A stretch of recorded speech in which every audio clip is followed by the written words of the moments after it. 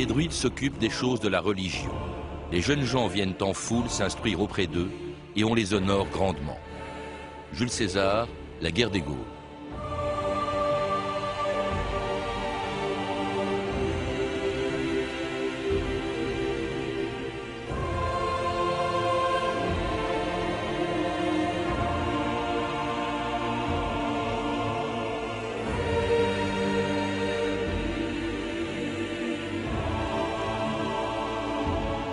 « 2000 ans d'histoire.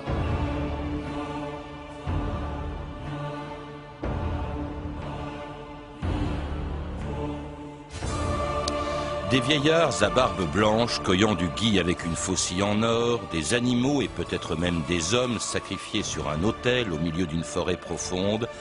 Voilà l'idée réductrice que l'on se fait aujourd'hui de la religion des Gaulois et de leurs druides. Des clichés colportés et entretenus depuis des siècles par toute une littérature plus ou moins sérieuse.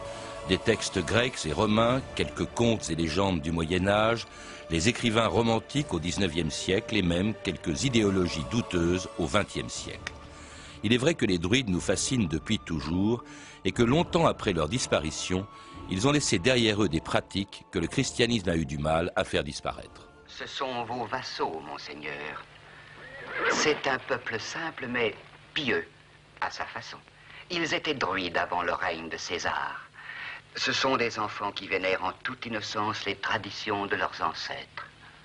Ce sont des traditions du diable, mon père. Bien longtemps avant que le Normand vienne ici avec sa religion, nous adorions alors la pierre et l'arbre. Dans nos champs, nous avions semé de saintes graines. Une vierge fut sacrifiée par nous pour la fertilité de nos terres et l'enrichissement de notre tribu. Et un cercle de feu, selon le rite sacré des druides. Vous acceptez ? J'accepte. Christian Goudineau et Jean-Louis Bruno, bonjour. Bonjour. Vous êtes tous les deux des spécialistes de l'histoire des Gaulois. Vous, Christian Goudineau, en tant qu'historien et professeur au Collège de France, et vous, Jean-Louis Bruno, comme archéologue, chercheur au CNRS et auteur d'un livre sur les druides qui vient de paraître au Seuil. J'insiste sur vos compétences parce que sur les druides, on a dit tant de bêtises qu'on a du mal à distinguer le vrai du faux et les fantasmes de la réalité. Comment se fait-il d'ailleurs que 20 siècles après leur disparition, les druides puissent à ce point fasciner les gens? Je crois qu'il y a actuellement, vous en occupez beaucoup, Christian Goudineau, une exposition au musée gallo-romain à Lyon-Fourvière qui a un succès considérable. Comment expliquer cet intérêt pour les druides? Eh bien, en grande partie par ce que vous avez dit, c'est-à-dire les fantasmes qui rôdent encore aujourd'hui dans la tête des gens et qui remontent à très loin. Le druide, au fond, c'est un personnage mystérieux, chenu, grande robe, une faucille d'or à la main, et qui, en même temps, peut être redoutable.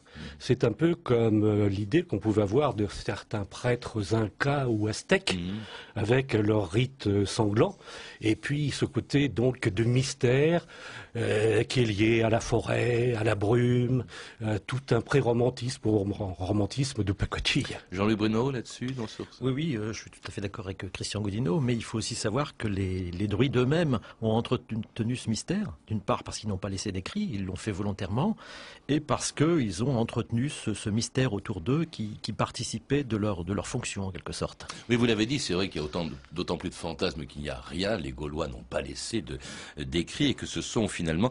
D'autant plus que ça intéresse d'ailleurs pas seulement la Gaule ou l'ancienne Gaule, c'est que les druides s'intéressent aussi au-delà des frontières de la France actuelle. On dit que c'est effectivement un rituel, une religion celtique, c'est-à-dire qui va au-delà. On parle beaucoup par exemple de druides et de religion des druides en Angleterre.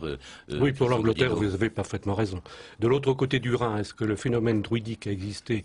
Comme nous n'avons des textes qui ont des dates relativement tardives, c'est-à-dire pour la fin du IIe et le 1er siècle avant notre ère, on ne le sait pas. Et il semble qu'à l'époque de César, le phénomène druidique, c'était essentiellement la Gaule au sens césarien, c'est-à-dire celle qui est à l'ouest du Rhin. Ce sont, si j'ai bien compris, d'ailleurs c'est César qui appelait les Gaulois des Gaulois, c'est-à-dire les Celtes qui sont à l'ouest du Rhin. Tout à fait, absolument. Alors, ils n'ont pas laissé d'écrit, si bien d'ailleurs que leur histoire n'a pas été racontée par eux, mais écrite par d'autres, et pas forcément avec bienveillance quand il s'agissait de leurs ennemis romains, comme Jules César, conquérant des Gaulois, et qu'ils traitaient comme des barbares. Où est le druide? Un druide? Quel druide? L'homme en robe blanche. Oh, lui, un vagabond, c'est tout. Personne n'oserait lever la main sur un druide. Qu'est-ce qui te retient ici, aussi loin de Rome? Ce qui t'a retenu tout ce temps dans les bois, et qui aujourd'hui te met sur ma route, le destin. Tu parles comme un druide. En vérité, j'ai longtemps été une sorte de druide. Un grand pontife de Rome. Cela m'a coûté beaucoup d'argent. Es-tu un druide? Non, non, j'ai choisi une autre voie. Moi aussi. J'ai choisi de servir Rome. Rome qui a choisi le progrès, les ponts, les aqueducs, les routes, la libre circulation des marchandises et des hommes. Et, pour le bien de tous, un monde civilisé. Alors, le généreux César vient en Gaule apporter la civilisation à nous, pauvres barbares. Un commentaire sur ce qu'on vient d'entendre, Christian Goudineau? Oh ben c'est le classique barbare d'un côté, civilisé de l'autre, qui est tout à fait nuancé en ce qui concerne cette époque, et notamment dans la bouche de César, dont on sait qu'il a avec lui à peu près les 2/3 des peuples gaulois et une très très grande partie de l'aristocratie. Alors on dit souvent, et c'est vrai qu'il a beaucoup écrit, notamment dans la guerre des Gaules, sur les druides, mais vous le rappelez dans votre livre, Jean-Louis Bruneau, on parlait des druides bien avant César. D'ailleurs, ce qu'il a écrit, il s'en est inspiré d'un certain nombre d'historiens grecs. Tout à fait. César s'inspire énormément de Posidonios d'Apamée, qui est un grand savant grec et un philosophe. Or, ce sont justement les philosophes grecs qui nous donnent les premières mentions des druides, et à une date très haute, puisqu'il faut remonter très certainement au 5e siècle avant Jésus-Christ.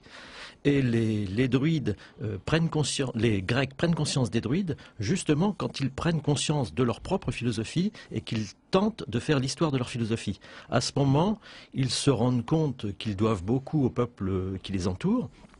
Évidemment les gens de l'Orient, évidemment les Perses, les Indiens, mais aussi les gens de l'Occident, et parmi eux, précisément les druides.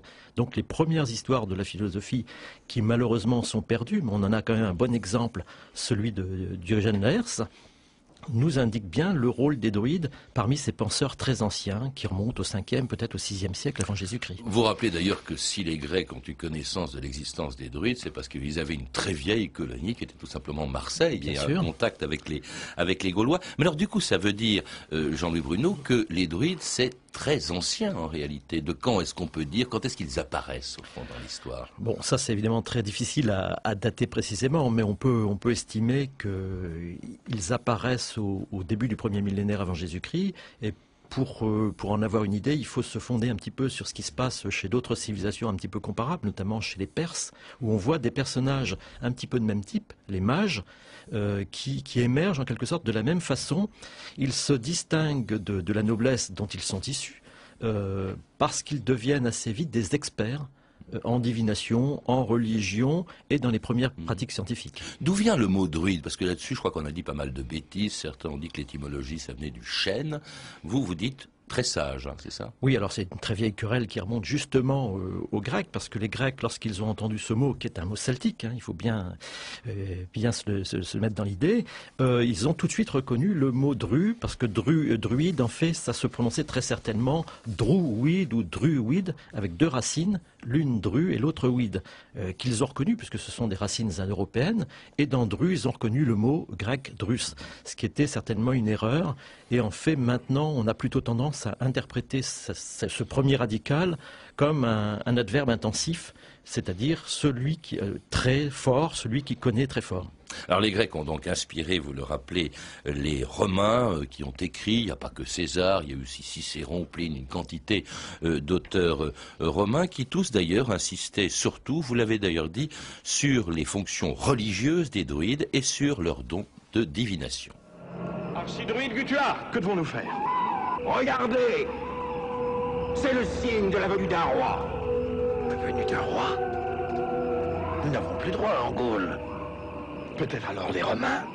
Mais eux non plus n'ont pas de roi. Un héros doit surgir de l'obscurité. Et lui seul pourra peut-être empêcher la roue du destin de nous écraser.